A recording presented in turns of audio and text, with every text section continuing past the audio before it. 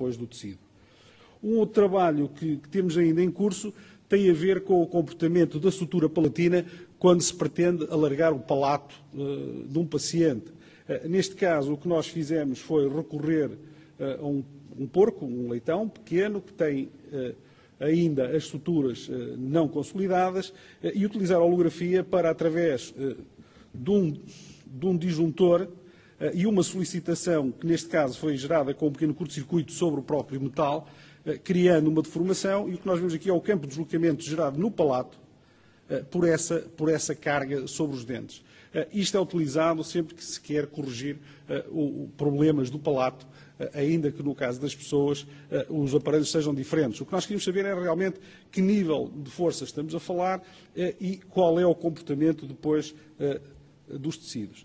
A mesma coisa no caso das molas ortodônticas. Os médicos utilizam molas ortodônticas já há muito tempo e nunca se preocuparam em saber qual era o nível de carga que está presente. Nós fizemos um trabalho, neste caso uma tese de mestrado, procurando avaliar as propriedades das duas molas, neste caso, e tentando simular agora o comportamento usando as técnicas holográficas e chegando ao campo de deslocamentos, percebendo que uma mola provoca uma rotação segundo um eixo que é horizontal, enquanto que a outra, a mola Z, provoca uma rotação em dois eixos, portanto, e como tal pode corrigir também a posição do dente com essa rotação. Relativamente à ortopedia, esses trabalhos vêm já de há muito tempo, portanto eles começaram em 82 e na altura procurando dar satisfação a um pedido do Hospital de São João para a construção de um fixador externo para mobilização de fraturas. Nessa altura estava na moda o método Elizarov, que depois foi patenteado e protegido e hoje em dia já não pode ser utilizado sem o pagamento de royalties, mas nessa altura o que se fez na Faculdade de Engenharia foi desenvolver o Unipor, que era um fixador externo que utilizava exatamente os mesmos princípios, mas que era bastante mais simples. Hoje em dia julgo que já não é utilizado em ortopedia.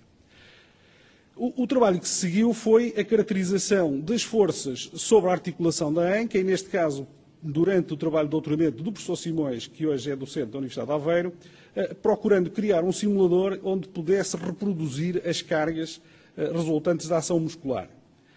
Nessa altura procurámos também investigar como é que a interface osso-implante, no caso deste caso de uma prótese da anca, como é que se geravam essas tensões, se havia ou não vantagens em cimentar a prótese ou não cimentar a prótese, e o que nós temos aqui são medições experimentais realizadas sobre um modelo criado com osso de vaca, em que uma peça de alumínio simula a prótese, e temos aqui o campo de deslocamentos medidos com técnicas holográficas, e aqui temos o cálculo numérico. Portanto, nós desta forma conseguimos validar um modelo de elementos finitos que depois foi utilizado para outros estudos. Relativamente à fotoelasticidade, ainda que seja uma técnica que hoje em dia já não é muito utilizada, deixem que vos diga que é a técnica que nos mostra de forma evidente como as tensões têm a ver com a carga. Portanto, ou melhor, como é que a rede trabecular que aparece no fémur tem a ver com o nível de tensão que está instalado. Portanto, o que nós temos aqui são as franjas de máxima tensão de corte, e o que nós temos aqui são depois as direções principais de tensão, que têm muito a ver com a rede trabecular, que é visível, por exemplo, nas radiografias.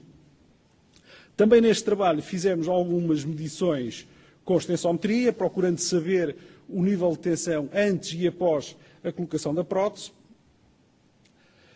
Mais recentemente, e para dar resposta a um outro projeto, este sim já um projeto de cariz industrial, procuramos criar uma base de dados que ainda está em construção sobre topografias plantares de pessoas com sobrepeso, portanto pessoas que são obesos, saber como é que eles alteram a topografia plantar devido a esse excesso de carga e como é que essa topografia plantar vai ter influência depois na distribuição de pressões durante a marcha. Estamos ainda em fase de preparação de um modelo que nos permita agora agradeço a conclusão também. aplicar esse conhecimento ao estudo do pé, das cargas geradas durante a marcha, para posteriormente poder auxiliar uma empresa que vai construir palmilhas, portanto ortóteses, que vão ser colocadas em sapatos. Portanto, é um projeto que é portanto, coordenado pelo Centro Tecnológico do Calçado em São João da Madeira. Mais recentemente, iniciámos a criação de um simulador do joelho para dar apoio a uma solicitação do Hospital de Santo António que pretende estudar os ligamentos, portanto, para poder dar indicações à cirurgia ligamentar relativamente à forma como os ligamentos devem ser colocados e as implicações que isso tem em termos de estabilidade do joelho. Esta informação é também muito importante se nós quisermos desenvolver novas próteses do joelho e daí tirar depois algum proveito em termos industriais, se for essa a intenção. Tecidos, substituição de ligamentos por elementos artificiais, é um estudo que tem vindo a ser realizado pelo colega Rui Guedes. A questão de como descongelar tecidos que foram previamente congelados para um estudo posterior, uma vez que neste simulador do joelho nós temos cerca de 20 joelhos cadavéricos que estão congelados, que vão ser descongelados e vão ser colocados no simulador para procurar perceber quais são, portanto, qual é a influência que os ligamentos têm na estabilidade do joelho e daí poder depois tirar informações para a cirurgia. Mais recentemente, começámos a trabalhar com sistemas de cinemetria, tentando perceber como é que a informação que é recolhida experimentalmente pode ser depois transferida para modelos numéricos, ainda que a nossa competência esteja centrada na parte experimental. Sensores, temos aqui um sensor da marcha que permite recolher a pressão de corte que a pessoa faz durante o movimento de marcha, portanto, o sensor está aqui na sua verdadeira grandeza, aqui colocado numa palmilha, e aqui temos os sinais que ele vai medindo no apoio, dado que este sensor é apenas sensível a cargas de corte e não à pressão normal, uma vez que esse já existe. Demos ainda apoio ao Centro Hospitalar de Coimbra, no sentido de desenvolver novas ferramentas para uma cirurgia que é conhecida pelo método Resina Alves, portanto, e consiste na correção dos escolioses. Nós aí demos apoio ao professor Jorge Seabra, no sentido de conceber novos sistemas de ligação que permitissem facilitar a cirurgia, que depois foram terminados porque surgiu no mercado um sistema que fazia exatamente isso.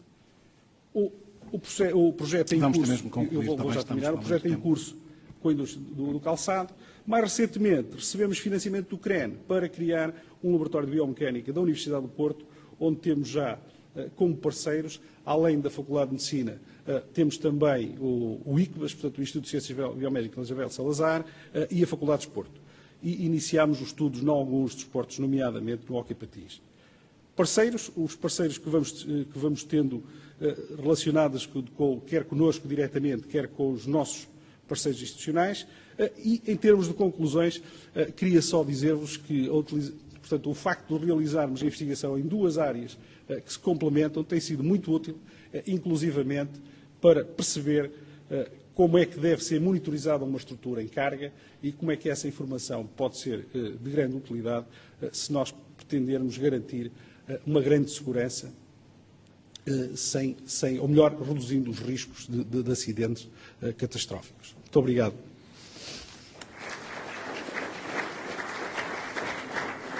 Muito obrigado. Não sei se haverá uma questão. Temos uma ali para acabar, já estamos além do nosso tempo. Boa tarde. Até que ponto é que a utilização, neste caso, de ligamentos nos joelhos de cadáveres não afeta os resultados quando comparado com os ligamentos de um tecido vivo? O que nós temos em perspectiva é, primeiro, usar os joelhos de cadáver para perceber o funcionamento do joelho. Portanto, o funcionamento do joelho não é um funcionamento simples, é um movimento algo complexo, policêntrico, portanto, não é tão fácil de perceber como o da anca, por exemplo, como a articulação da anca, e isso tem-nos dado algum trabalho na concepção desse simulador. A ideia é depois o médico fazer como que uma cirurgia sobre esses joelhos e nós podermos depois, no simulador, medir as forças em cada um dos ligamentos e perceber como é que isso interfere depois com a estabilidade do joelho. Portanto, no fundo, quer a flexão, quer a torção vão ser simuladas e a forma como é colocado o ligamento, por exemplo, o ligamento cruzado, que é aquele que os preocupa mais, se deve ser colocado nas 10 horas, se deve ser colocado nas 9 horas, é como eles fazem normalmente, saber se essa informação tem ou não depois implicações, vai ter seguramente, mas quais são as implicações que tem em termos da estabilidade do joelho. É essa a intenção. Muito obrigado.